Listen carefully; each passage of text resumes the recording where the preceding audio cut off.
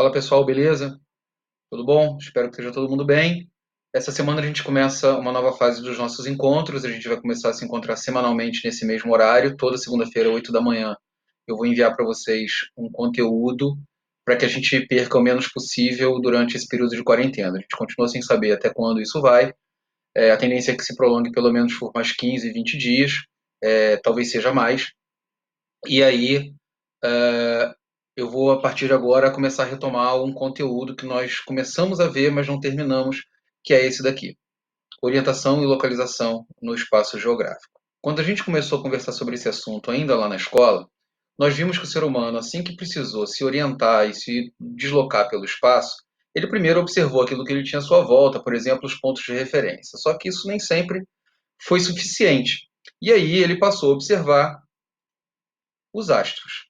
Né? Todo mundo aqui já viu, sem dúvida nenhuma, essa imagem do menininho com o braço direito voltado para o leste, onde o sol nasce, né? Mostrando aí essa setinha onde o sol vai se pôr, que é o lado oposto, o oeste, e a partir desses dois pontos, o norte à frente do menininho e o sul. Pois é, eu queria mostrar para vocês esse vídeo aqui. Então, gente, aqui a gente vai poder observar o movimento aparente do Sol. Observe aqui a data de hoje. O Sol vai nascer aqui no leste. A gente está aqui no Rio de Janeiro. Então, por volta aí das quase 7 horas da manhã, vou adiantar aqui um pouco a velocidade para a gente poder ver como é que o Sol vai se comportar. Então, ele nasceu ali no leste e aos poucos ele vai cruzando aí a esfera celeste.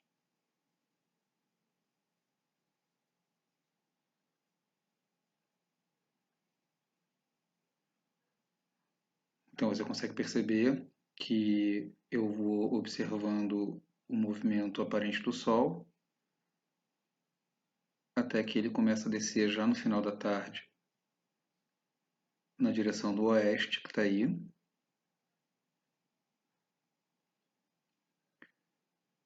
Até que ali por volta das 18 horas, quase 19, a gente tem o pôr do Sol em definitivo. Esse programa é bem legal, é o Estelar. Ele é gratuito, se quiser baixar, é só baixar. Então, a partir do momento que o ser humano entende como é que os astros se comportam, né? Onde o Sol nasce, onde ele se põe, entende que isso é constante, ele desenvolve a ideia dos pontos cardeais e, por consequência, dos colaterais e subcolaterais. Pois é, a partir daí nasce o que a gente chama de rosa dos ventos, né? Onde eu tenho o norte para cima, o sul para baixo, o leste à sua direita, o oeste à sua esquerda, e aí entre cada um desses pontos, os pontos colaterais, nordeste, sudeste, sudoeste e noroeste. Pois bem, depois de desenvolver essa ideia aí dos pontos cardeais, a humanidade desenvolve uma ferramenta que passa a ser extremamente importante no que diz respeito à orientação. Essa ferramenta é a bússola. A bússola nasce lá na China e ela segue um princípio extremamente simples. A gente, inclusive, pode fazer uma bússola em casa. Dá uma olhada no vídeo do Iberê. Para você fazer essa super bússola que eu vou ensinar, você vai precisar só de uma agulha, de um papel, que pode ser papel higiênico, de preferência um papel que absorva bastante água, vai precisar de um pedacinho de ímã e de uma água que esteja bem calminha. Pode ser um copo cheio até a boca. Eu vou usar esse pote aqui, porque é mais legal. O primeiro passo é você imantar a bússola, ou seja, transformar a bússola num pequeno ímã. Para fazer isso, você tem que ficar passando o ímã sempre no mesmo sentido por cima da agulha. Depois que você fizer isso várias vezes, você coloca um pedacinho de papel em cima da água, que tem que estar bem paradinha, e coloca a agulha em cima. Aí, você espera o papel afundar e a agulha se orientar, parar de se mexer. E você vai perceber que ela vai apontar direitinho o norte e o sul. Agora que o manual do mundo não é mais mudo, vamos entender por que isso acontece. Por que a agulha se comporta como uma bússola. Bom, uma bússola nada mais é do que um pedacinho de ímã que fica flutuando. Ele fica sobre uma superfície bem lisinha, bem fácil de girar, e ele se alinha com os polos magnéticos da Terra. Da Terra, sim, dentro do nosso planeta está cheio de ferro, e isso faz com que a gente tenha um polo magnético oposto ao outro e a bússola consiga se alinhar. Por coincidência, esses polos estão muito próximos do Polo Sul e do Polo Norte, por isso a bússola aponta, fica na direção norte-sul. E na hora que a gente passou o ímã em cima da agulha, a gente magnetizou a agulha, a gente transformou a agulha numa espécie de ímã e coloca a agulha em cima da água para ela ficar soltinha, assim como uma bússola. Ela consegue virar na direção que ela quiser com muito pouco atrito. E agora eu sei que vão surgir duas perguntas muito legais e muito importantes. Primeira pergunta é: dá pra gente saber onde é o norte e o sul da agulha? A princípio, não. Não dá pra saber porque você passou o ímã, você não sabe se você está magnetizando de um lado ou do outro, se a ponta da agulha vai apontar para o norte ou para o sul. Mas se você tiver uma bússola perto de você ou se você tiver noção de onde é o norte e onde é o sul, você pode decorar que nessa bússola que eu fiz, por exemplo, a parte onde passa a linha da agulha está apontando para o norte e a ponta da agulha está apontando para o sul. Ela vai ser assim para sempre.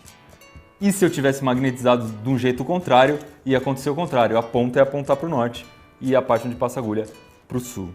Segunda pergunta que eu sei que vai surgir: desde quando ferro boia na água?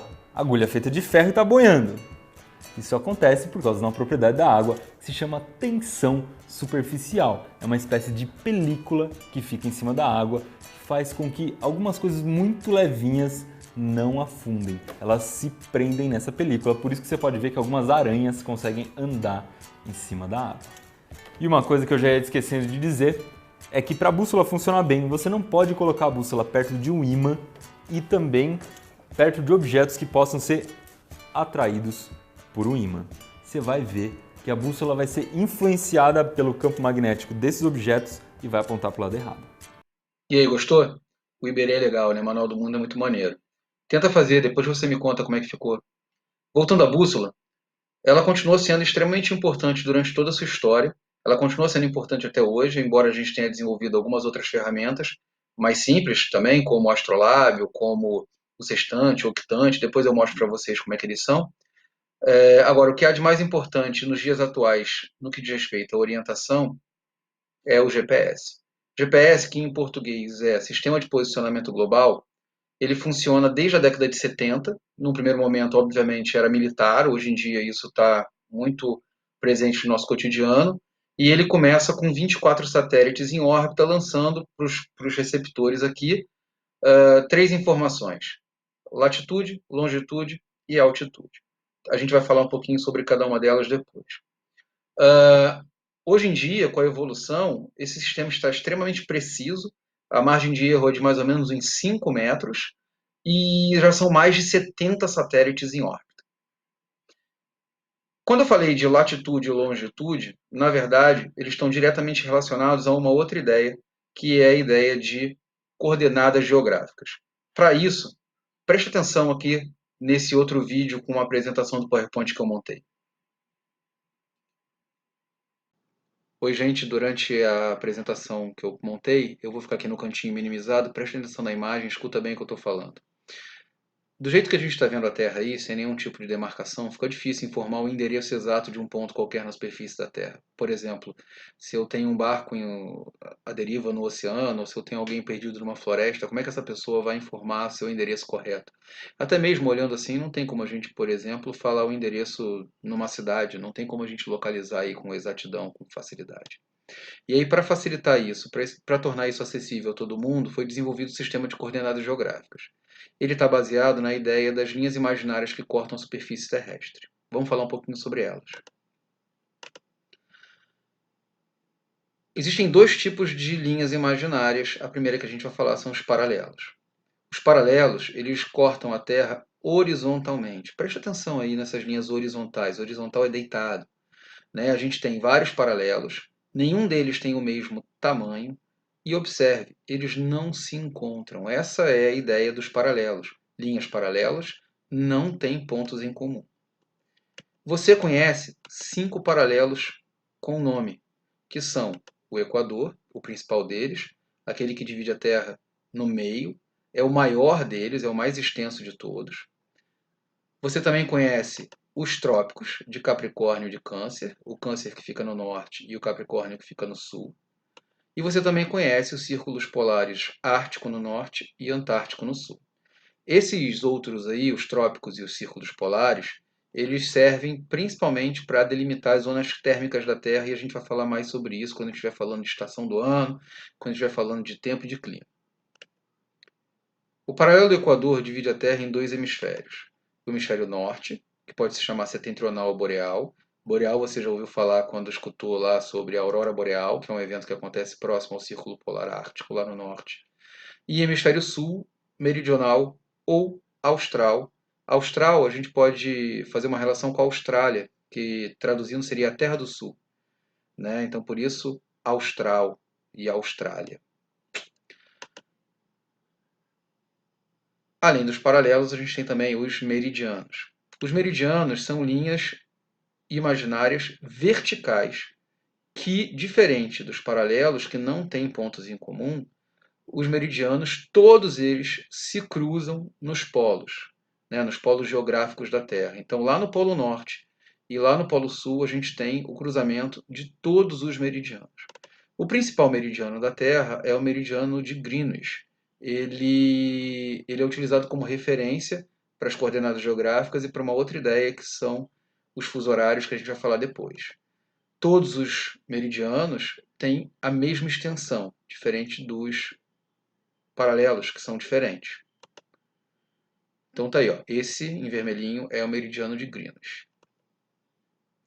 O meridiano de Greenwich divide a Terra em 2 hemisférios. Agora, hemisfério oeste, a metade oeste da Terra, ou ocidental, e a metade leste da Terra, ou oriental.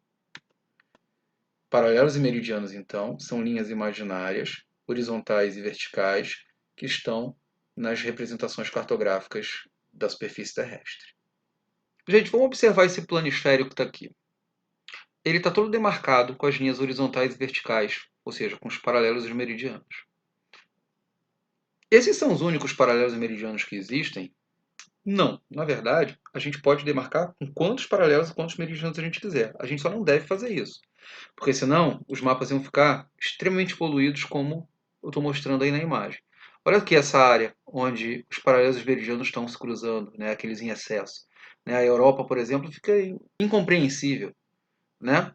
Então a gente não deve poluir o mapa com linhas demais. Vamos falar agora sobre coordenada geográfica, ou melhor, sobre latitude e longitude. Gente, latitude nada mais é do que a distância de um ponto qualquer na superfície terrestre em relação à linha do Equador. E longitude é a mesma coisa, uma distância de um ponto qualquer na superfície terrestre em relação ao meridiano de Greenwich. Se liga aqui. Onde é que eu vejo as latitudes? Né? Da onde eu tiro a medida da distância de um ponto qualquer até a linha do Equador? Elas estão demarcadas aqui nas laterais dos mapas, olha. Tanto do lado esquerdo quanto do lado direito, eu tenho as latitudes. É importante você olhar aqui, ó, observar que eu tenho de 0 a 90 para norte e eu tenho de 0 a 90 para sul. Então é importante, na hora de você dizer a latitude, dizer em qual metade da Terra está esse ponto. Se está na metade norte ou se está na metade sul. Dizer apenas a distância não é suficiente para você saber em qual metade do planeta você está. Né? Então é importante, é fundamental, acompanhado da distância, dizer norte ou sul. As longitudes, elas também estão aqui no mapa, né, sendo mostradas tanto aqui em cima, de 0 a 180, tanto para a esquerda quanto para a direita, ou seja, tanto para oeste quanto para leste. E aqui embaixo, a mesma coisa, para a esquerda, oeste, e para a direita, leste. Então também é fundamental você dizer em qual metade do planeta você está, se você está à esquerda, a oeste, se você está à direita, a leste. Vamos observar aqui um exemplo prático. Olha esse ponto vermelho aqui, esse círculo vermelho no mapa. Qual seria a latitude dele? Ou seja, qual seria a distância dele para a linha do Equador? Está aqui, ó. Essa seta verde, ela é a distância desse ponto até a linha do Equador. Onde está escrito esse valor? Aqui, ó, do lado esquerdo ou do lado direito. Qual é o valor? 40. Só que é 40 graus abaixo do Equador, 40 graus sul. Essa, então, é a latitude desse ponto vermelhinho. E a longitude? A longitude está marcada com esse ponto lilás aí. E ela está sendo mostrada para a gente lá embaixo, 130, ou lá em cima também, 130.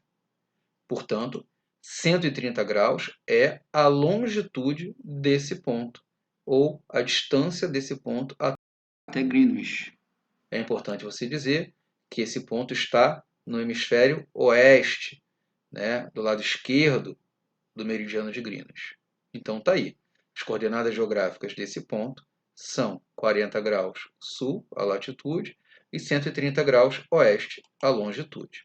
Portanto, latitude e longitude são distâncias de um ponto até as linhas do Equador e meridiano de Greenwich, respectivamente. Então é isso, pessoal. Espero que tenha sido útil, que vocês tenham gostado. Continua me dando notícias, se tá legal, se não tá legal, se precisa de, enfim, mudar um pouco o formato do vídeo. Só para localizar vocês, esse conteúdo está na página 33 do seu livro até a página 50. Eu sei que muitos de vocês estão sem livro ainda em casa. O pessoal da biblioteca está tentando o acesso digital desse livro para vocês, assim como aconteceu com os livros da Moderna. Então, por enquanto, eu vou digitalizar aqui algumas páginas do livro para vocês, alguns exercícios. Além disso, peguem o material que eu estou também colocando disponível para vocês lá no Classroom. E é isso, pessoal. Valeu, um abraço, até semana que vem.